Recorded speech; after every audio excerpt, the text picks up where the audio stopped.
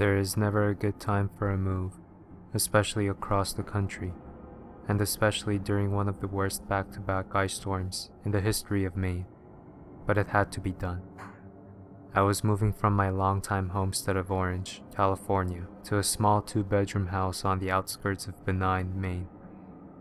Why I chose Maine, as I swept my gaze at the barren wasteland of ice and snow from my new bedroom window, I'd never understand.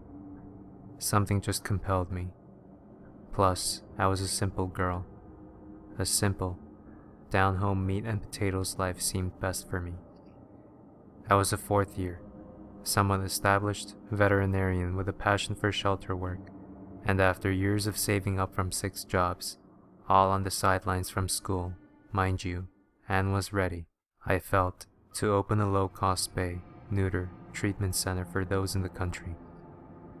My first night was dull.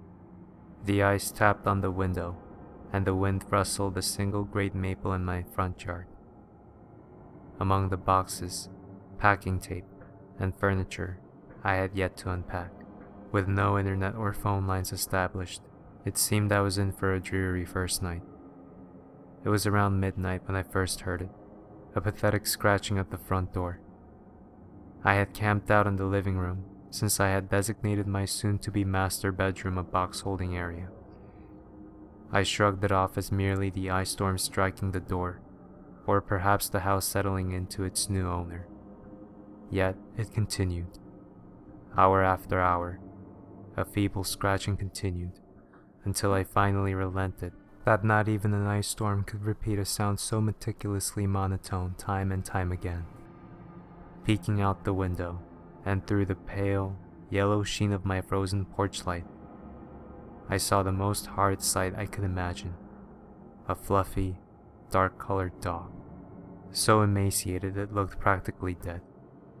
Vet instincts on high, I sped to the door and opened it in one fell swoop, letting in a blast of cold air.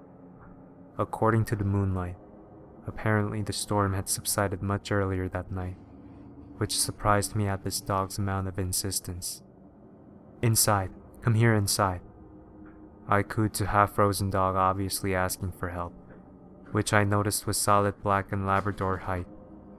It was filthy, covered in dirt and snow from head to tail. If it had enough sense to stick to the door and scratch this long, I figured it was at least a tame dog, if not someone's beloved pet that got out in the night, ironically one like this.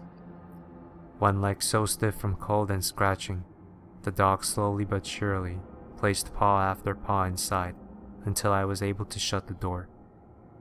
Bleary, cold eyes flashed up at me.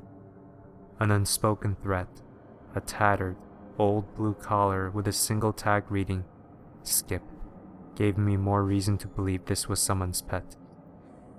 I was never one to rush an animal into things, particularly not stranger animals.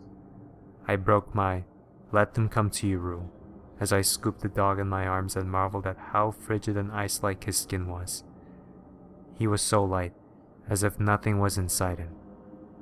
The animal tensed, and I could feel the grumblings of a growl almost emitting from his throat. But he was so cold he didn't make good on his complaining. He was filthy and stinking of wet dog, mud, and ice, but nevertheless, I placed him in my fort of sheets, pillows, and blankets, and rushed into one of my packing boxes for 2 bowls, a bit of canned dog food. Hey, you never know when you'll need it, and rushed to my kitchen. As I was awaiting my new pilot light to get the move on and heat up some water, I absent-mindedly reached into the drawer to the left of the sink. Silly me thinking I was in my old house where I normally keep my can opener. A chuckle escaped my throat at my actions, when I noticed a lime green folder that had been placed inside. I recognized it immediately as a veterinary health record, one that was filled almost to capacity. "Must have been the old owners," I muttered, noting the name, Skip Henderson, and lab mix, on the file only confirmed my suspicions. The old owners of my house, the Hendersons, never mentioned owning a dog. Probably abandoned him when they had to move. My mind put together. I glanced back to Skip whom I suspected was just loyally trying to return home after probably being dumped on some old country road. My own anger flared up a bit at the selfishness of humans. To my surprise, he had the strength to have gotten up and moved, silent as a ninja, to the edge of the kitchen. He was watching me with that same cold expression he had when he came in. "Hungry? Food? Dinner? Eats?" I cooed to him, knowing that a dog in the kitchen meant only one thing. The dog gave no clear indication he heard a word he recognized. No ear twitches or tail wags. How bizarre. A large dog not interested in food. I decided to get some info on Mr. Skip before I fed him anything. You never know when a dog has a food allergy. I was ready through normal puppy papers, shots, neutered, yearly checkups, when something came up that sent a shiver down my spine. The Hendersons had taken Skip to the doctor about a month ago. He was exhibiting strange behavior. My eyes skirted along the doctor's handwriting. Skip has recently refused to eat anything. His normal dog food, people food, and has begun showing increasing amounts of aggression towards all members of the family. Skip was treated with antidepressants and was looked over for signs of rabies. Nothing found. Cancer suspected in brain as the cause of symptoms. Another page continued. No change in Skip. Aggression getting worse. Surgery opted to look for signs of metastasis. Abdominal organs all normal in size and shape. No cancer found. Most of liver, 1 kidney. Gallbladder removed at owner's request, just in case you can't find the cancer. Skip continues to lose large quantities of weight due to severe increase in aggression and weight loss. Suggest euthanasia. Owners wish to continue to try. Patient returned home but was brought back nights later due to a refusal to take oral medication and destructive behavior. The little Henderson girl cried that Skip was acting possessed like I saw on TV. Pressed for euthanasia again. Owners still insist that Skip just needs more medicine. Owners and patients sent home with strong doses of injectable sedatives and will return in 1 week for chemotherapy. That was the last entry, dated 2 weeks ago. I heard the click of nails on marble. I flicked my gaze at Skip. He was standing right beside me, cold glare fixated on me. "Are you warmed up now?"